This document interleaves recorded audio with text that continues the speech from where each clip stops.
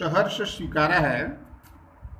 इस पाठ को हम देख रहे थे, जिसके पहले और दूसरी पद को देख लिए थे। तीसरा पद है, सचमुच मुझे दंड दो कि भूलूं मैं तुम्हें भूल जाने की। दक्षिणी ध्रुवी अंधकार अमावस्या, शरीर पर चेहरे पर अंतर में पालूं मैं, झेलूं मैं उसी से नहालूं मैं।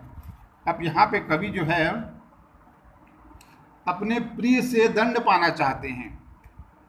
अपने प्रिय को वो जो भूल गए हैं उसको भूल जाने की दंड पाने के लिए कह रहे हैं कि मैं उसे भूल जाने का दंड पाना चाहता हूँ। वह स्वयं को उस सचमुच मुझे दंड दो, मुझे दंड दो कह रहे हैं कि भूलूं मैं भूल गया हूँ उसको, तुम्हें भूल जाने की मुझे दंड दो।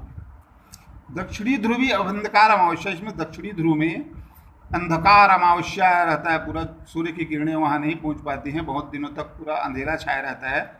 सघन अंधेरा, एकदम घनघोर अंधेरा, इसकी तुलना करते हुए लिखे हैं दक्षिणी ध्रुवी अंधेरा अमावस्या में। शरीर पर चेहरे पर अंतर में पालूं मैं, मेरे शरीर में, मेरे चेहरे में, पूरे मेरे हृदय के अंदर में, पूरा इस तरह से कह रहे हैं जिसे अंधकार उसके शरीर पर, चेहरे पर, हृदय पर सभी जगह व्याप्त हो जाए। अर्थात वह अंधकार को प्रत्येक स्तर पर झेलना चाहते हैं। उसी में वह क्या करना चाहते हैं, झेलूं मैं उसी से नहा लूं मैं, और उसी में स्नान करना चाहते हैं, नहाना चाहते हैं, ताकि वह अंधकार को अपने अंदर में और अंधकार उसे अपने अंदर में समाहित कर ले, आत्मसात कर ले। अर्थात इन पंक्तियों में कवि जो है अपने पीड़ा को, अपनी ग्लानि को व्यक्त करना चाहते हैं। कवि का हृदय इस बात पे व्यथित है, इस बात से दुखी है कि जिस प्रिय ने उसे अपना सब कुछ समर्पित कर दिया, उस प्रिय को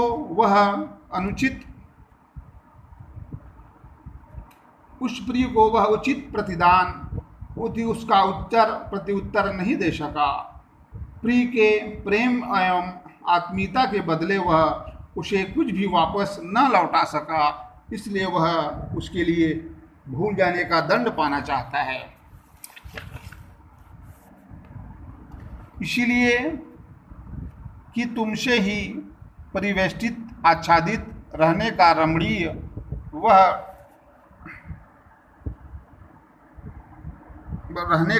वह उजेला अब नहीं सहा जाता।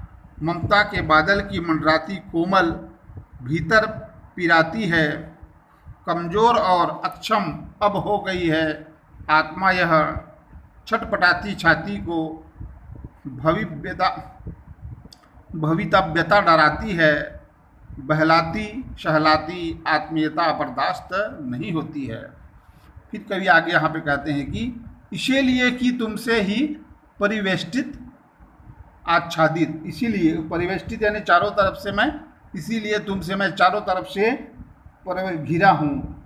परिवेष्टित मतलब चारों ओर से घिरा हुआ, आच्छादित माने ढका हुआ या छाया हुआ, चारों ओर से मैं ढरा हुआ हूँ, घिरा हुआ हूँ।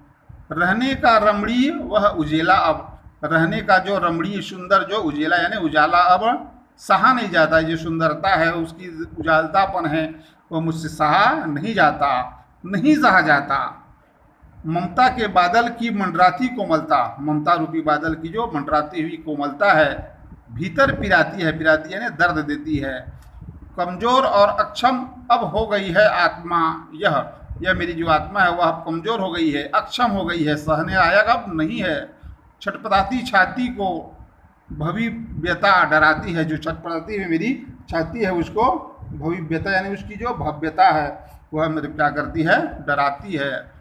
बहलाती सहलाती आत्मीयता बर्दाश्त नहीं होता, उसकी बहलाती हुई सहलाती हुई उसका जो प्रेम था, उसकी जो आत्मीयता था, तो मुझे बर्दाश्त नहीं होता। यहाँ पे कुल मिला के कवि यह कहना चाहते हैं कि उनके चारों ओर उनके प्रिय का, उनके आत्मीय का कोमलता है, उनका स्नेह है, उनका जो प्रेम है, उनका जो लगाव है, वह चारों ओर मेरे को व्याप्त है, जिसके कारण उसके चारों ओर उजालापन छा जाता है, उजालापन छा गया है। परंतु अब इस स्नेह की निर्ममतापन आत्मीयता सहन नहीं होती है।